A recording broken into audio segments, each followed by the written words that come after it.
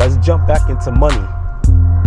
Moonai, moon's eye, Mooni, money. The moon is associated with the feminine principle. The feminine principle is connected to receiving.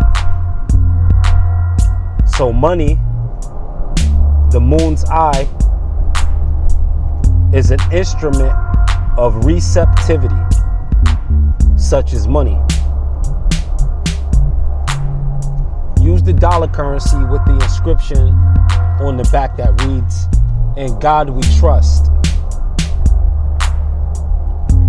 Anyone of a traditional Abrahamic faith, such as Judaism or even Christianity, may or may not acknowledge this term God as I am. If this is the case, and if they are to have an interpretation of this, it would be that the moon's eye is showing them their I am. So the moon's eye, money, is about you receiving. Religious systems and church business is put in place where there's a middleman who receives money from God, and why they tell you to tithe your money to God. There was money in the time that the tithe was created. There was currency. The tithe didn't have anything to do with currency. It was farmland rules. They were talking about bringing tithes into the storehouse. And the storehouse is where the grain is kept, the wheat, different things from harvestings. This is where a lot of the produce is kept, in the storehouse. So 1/10 of all that you produced, all that you've grown, went into the storehouse. At that time, there was a currency. I believe they were in the Bronze Age, so different vessels of earth, different denominations of copper and brass, silver and gold were the coinages of many of those time periods. So if this is the case, then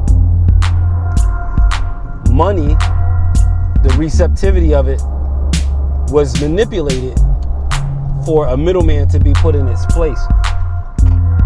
Scriptures also say you can't eat or drink or enjoy anything apart from God.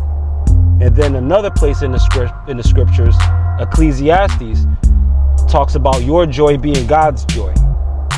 So for you to receive something is for God to receive it.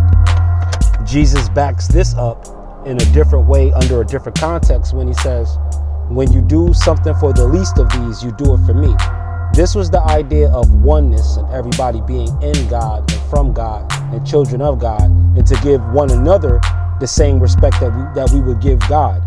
Not that we're here to worship one another, but we are to give one another a certain level of reverence just for existing.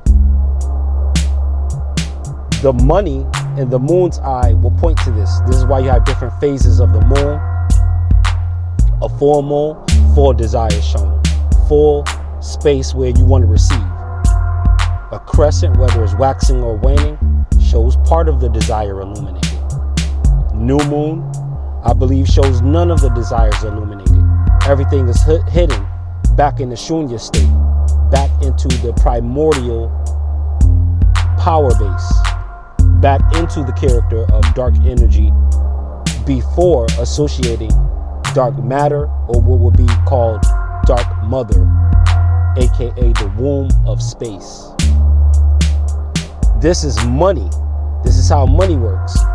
And they talk about the moon being able to control the tides. So you have a maritime law system. And who's over the seas? Poseidon, the trident. There's that delta again. And there's that magic under the number 3 with money. On the back of the money, there's a pyramid. On the back of the US dollar, there's a pyramid.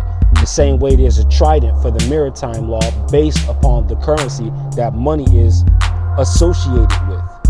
liquid assets, cash flow, maritime terminologies. But truly, money is a light terminology. Money really, in its purest essence, deals with light, deals with illumination in relationship and correlation to your desires. So is your desires that are illuminated based on the kind of money that you receive? So if you're a full moon person, then you would be looked at as very desirous, a person that's full of desire. So being full of desire, then your money's going to be spent probably more sporadically, more spontaneously, and with less discipline. You would really have to rein it back if you have a full moon edge on your desires being revealed. Because when more money comes, you may subsequently do more spending, consequently do more spending. If you're a crescent that either waxes or wanes, there'll be a certain part of your desires that go unilluminated. In fact, the majority of it. So just on the surface, you'll buy a few things, but behind the scenes, you're really investing your money. So there's still that dark side of the moon. So that's talking about money astronomically, not astrologically, but astronomically, because money is really a term about light. And we use the moon, or money, we use the moon itself as an intermediary for energy and goods exchange. So I have a good, I want to give you the good. What you're giving me in exchange is the moon. The sun is shining on what part of the desire seeks to be fulfilled. Where the market is largest, there's a full moon. Where the market is the smallest, there's either a waxing or waning crescent or a new moon. It's just a matter of illumination. And this is what makes niches so important. Because as they say, the moon controls the tides, and it's all about jumping on trends. Trends are also known as waves. So again, you have that symbology again to maritime operations.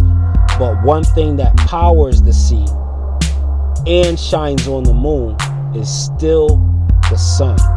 Super T Sigma, Sigma programming, delightfully different.